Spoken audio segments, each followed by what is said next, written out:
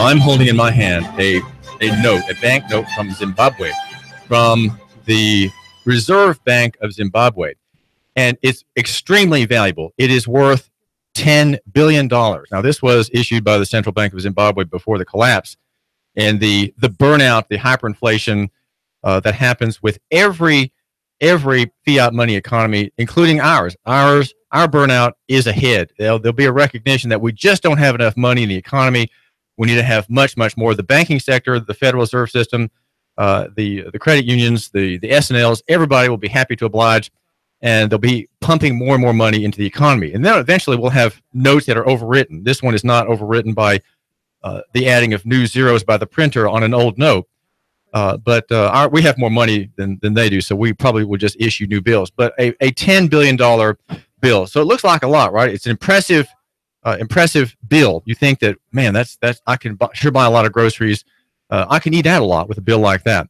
Well, it is just in the end a phony piece of paper, like all pieces of paper written and printed by government and government allied entities such as central banks. And the question is, where can you find a note that really means something, where there's a bill that actually gives you a claim upon a real service?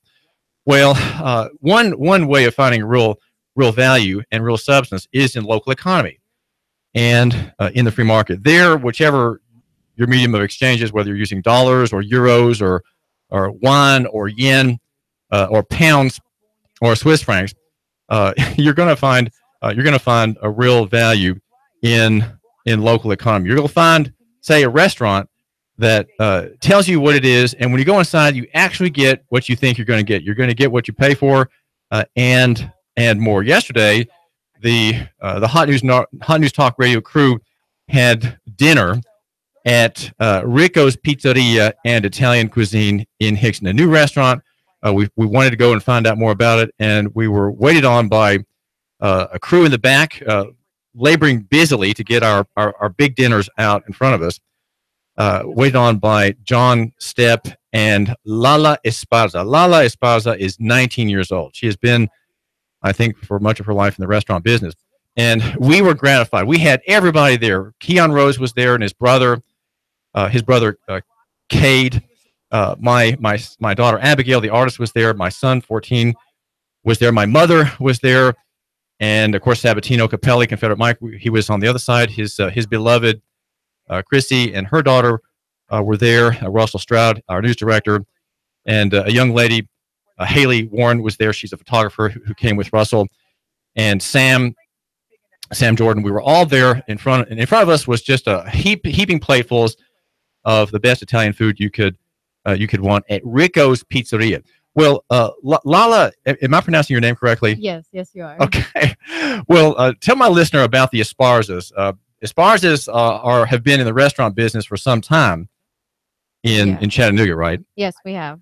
It's been so long. I don't even remember anything before our business. I don't remember anything before anything. We've been in the working business for so long that I just can't remember anything before it. My dad, he works so much. My mom, she... what is her name? Her name is Maria Esparza, and she owns the restaurant Ricko's now, which my dad left for us before he passed, to be able to stand up on our own, you know. So it's been pretty good so far, and we're just now standing up. So it's really good to be here with you, David, and I really appreciate you for having me here. And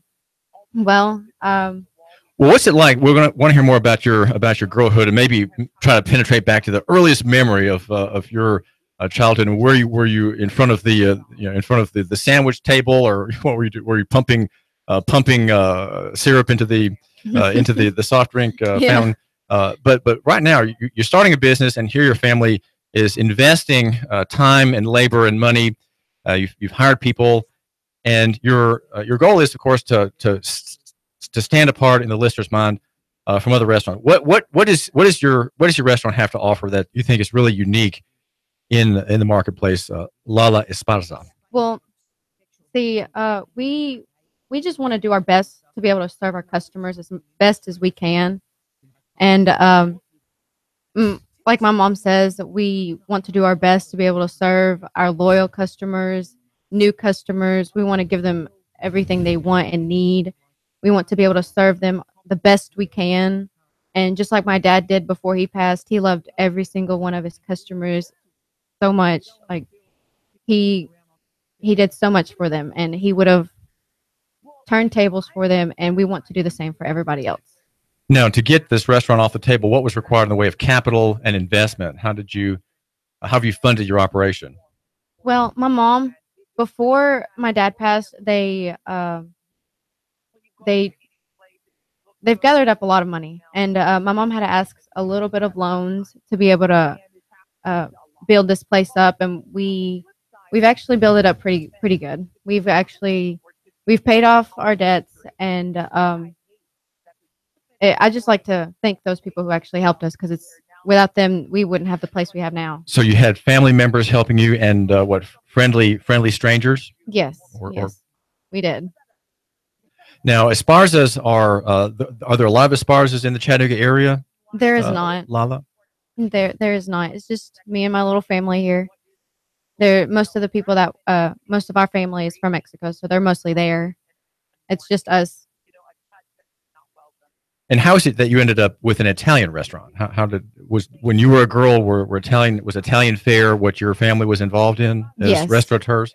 Yes, it was. My dad, he saw that there was too many Hispanic restaurants around, so he wanted to do something different. Be able to pull in more customers with something different.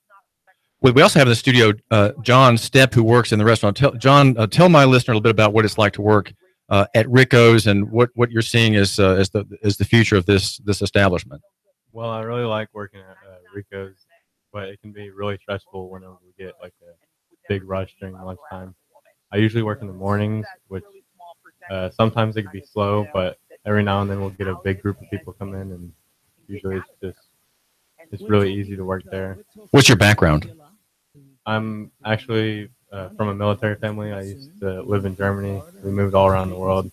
I'm actually in the National Guard now, and I've just been working at Ricko's since it opened. And how old are you? I'm 18. National Guard, is that likely to be called to service in the Middle East? John? I will be deployed either next year or the year after to Poland for some training. What kind of training will you be getting in Poland now?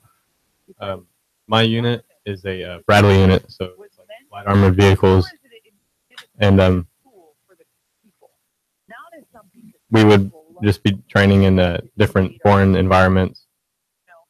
In the Bradley fighting vehicle? Yes. With a 25 millimeter cannon in the turret, is that what we're talking about? I believe so. Okay. Well, this is David Tulis. We do thank you for joining us. We are 92.7 FM and 95.3 HD4. That's high definition. And we are Chattanooga's new favorite home for news and talk, all new Nooga Radio. And my name is David Tulis. I do thank you for giving me just a couple minutes of your time. We argue that you should love your neighbor and buy local. That's not just empty talk. And it is the idea of local economy and the free market. And it is a kind of prejudice. And I accept the libertarian arguments against my idea. Okay, the libertarians and the free market people, in some ways, are making very good points about the limitations on localism and the concept of localism and favoring local over national. But it is nonetheless a kind of winsome theory that establishes a non-economic value on things. Right? There's a value in favoring a local shop, a local restaurant that is not. It's not purely dollars and cents. It's not something that you can measure by savings or benefit to you that's measurable financially or economically or in business. It is in a way it's kind of a spiritual thing. It is connecting with land, the place in which you live, the earth under your feet, and the history and people of that place who are there not by accident, right? They're not there accidentally. They are there by God's providence, I would suggest. And so we can say we belong here. We are here for a purpose. We're not here mistakenly or contingently. We are here for a real, I would say, divine purpose. And therefore, when there are people around you who are in business, is it not right? Is it not fair and good to try to have a relationship with those people, whether it's eating or buying services or equipment or doing car repair. Can you deal with people who are here as owners locally? And the question is of ownership, because after all, the people here who work in the restaurants across Chattanooga, they live here, right? They're not carted in from Nashville to work for the day and then leave. No, they live here too. But I think the argument for local economy in the free market suggests that you should favor the local owner. And here's why. If you buy locally, the capital, the profit of that business generally will stay here.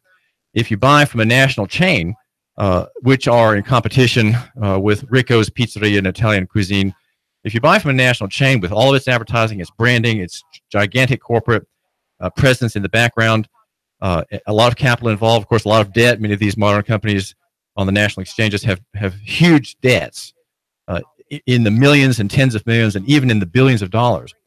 You are supporting and profiting people who are not here, right? There's nothing wrong with that. There's no sin to prosper people afar off. But is there not some quiet benefit, some quiet virtue possibly, just possibly, in prospering someone who is here in Chattanooga? And now we're talking with Lala Esparza, 19 years old. We do thank you for joining us. She and her family, the Esparzas, have opened Ricko's Pizzeria and Italian Cuisine. And now this is at 8615 Hixson Pike. It's how would you describe its location, Lala? How's the best way to find you just driving down Hixson Pike? Well, see, you'll have to go to, it'd be in Lakeside, yes. It'd be right there by Food City. It is right there by Catholic Church, right next to it. So it's Calvary Church? Yes. It's kind of in the same building as Calvary Church. Yes, it is. Okay, in the front next to the bookkeeping place. Yes, it is. And so any specials going on today, Lala Esparza? Well, anything they want to ask about today if they drop in?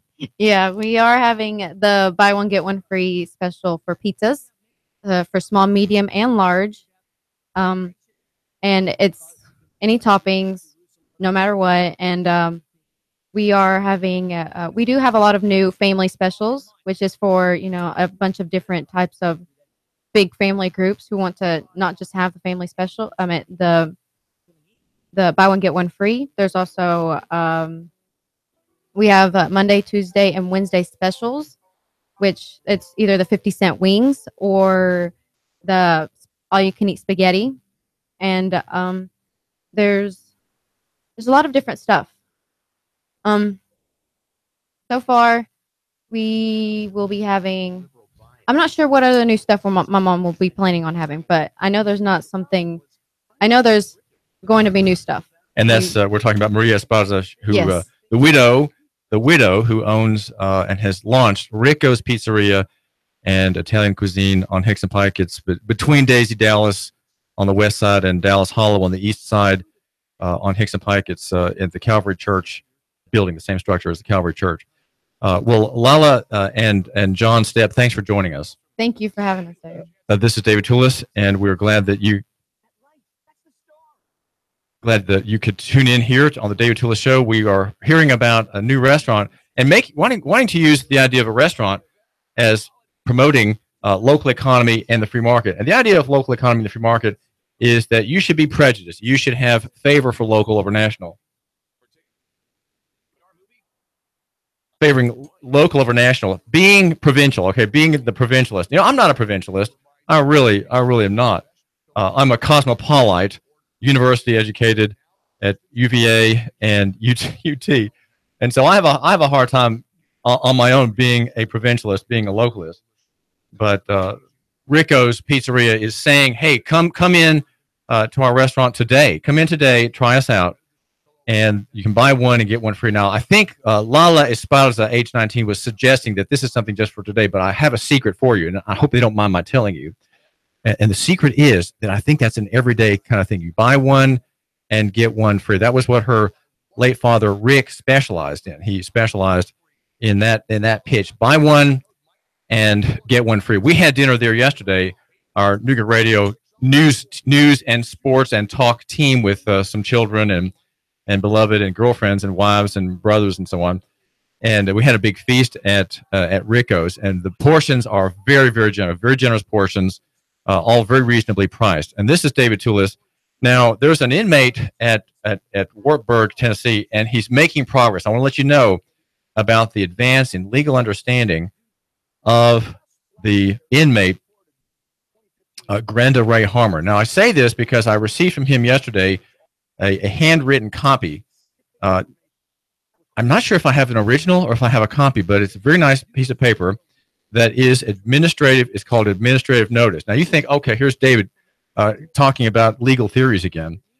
Well, maybe it is just a legal theory. But the idea of administrative notice, as I was trying to explain to Grenda, is that there's a difference between a grievance where the official, the state actor, is violating the law, right? Violating his duty, and you're alleging particular violations, and administrative notice, which has I think a potentially frightening effect upon the good people, right? The good people who are the stewards of state law, who are the ones who are supposed to obey state law to make the law take effect in the world of people, right? To bring among the people. That is what the state law is all about, to bring injury, control, and menace to the people of Tennessee. That's why common law systems that we had in the past have all had to be replaced by statutory systems overseen by not government anymore, but the state being different from government. So I'm saying that Grenda Ray Harmer, yes, his name does sound like it comes from a William Faulkner novel, but he's making a gain in administrative notice. And here's what I want you to understand about what he's saying. It's 2 pages, very nicely written. As you can see, as I hold my correspondence mailed to me up to the camera at Nooga Radio at Facebook and Nooga Radio at YouTube. It's very nicely written, and it starts off by citing Constitution and statute, and that's what administrative notice is. It's not making an argument. It's not laying out to the reader a particular grievance, but what it is doing is establishing the boundary, establishing the groundwork. And the earlier administrative notices that Grenda Harmer wrote at my suggestion were kind of hybrids. They were really complaints dressed up as administrative notices, and I don't know that they would serve his purpose of giving administrative notice to administrators bound to obey state law under the Uniform Administrative Procedures Act of Tennessee. Now, he cites first Article 1, Section 32 of the Constitution, a good place to start, that the erection of safe prisons, the inspection of prisons, and humane treatment of prisoners shall be provided for. So that provision in the Constitution ends maliciously in a preposition. But that's okay. We understand what the main authority. So that's the authority of the commissioner, Tony Parker, Tennessee Department of Correction commissioner, and also getting this notice is MCCX, that's Morgan County Correctional Complex, Warden Sean Phillips from Grenda Harmer, slave number 88710. Now, he goes on next to cite another provision of Title 39, and he cites the word act, law, and public servant. And here's the definition of public servant. Okay, now this, if you hear this and have been notified that this is what public servant means, that means that you are responsible for this provision. Okay, that's what that means. You're being notified that you're responsible for this. Here's what public servant means. Public servant means a person elected, selected, appointed, employed, or otherwise designated as one, and then he has one in parentheses, right? Numeral 1. One of the following, even if the public servant has not yet qualified for office or assumed the duties. And then an officer, and then A, officer, employee, or agent of government. He goes on in the next provision, which runs to about 15 lines, to cite Tennessee Code Annotated 39, etc. A public servant commits an offense who, with intent to obtain a benefit or to harm another, intentionally or knowingly. Now here we're getting to the real meat of administrative notice. You're going to the liability of the individual to obey the law, the individual and the actor. So you see, there's a difference between Warden Sean Phillips, the man born to Mrs. Phillips, right, his mother, the individual Homo sapiens, human being, man, Sean Phillips, and the officer, the official, the state actor, Sean Phillips. What this notice does in identifying the statute, the violations of law, it allows the individual to be connected with the officer, the man to be connected with the state actor, thereby shifting liability from the state actor, who is immune more or less, to the individual. That's what public notice, or should I say administrative notice, does. Administrative notice lets you pin to the individual command, the human being, the liability that he can take as an officer and rebuff the claims with. He rebuffs claims as an officer, but he can't as an individual. The Tennessee Valley's news talk leader, Nooga Radio, Digital FM 95.3.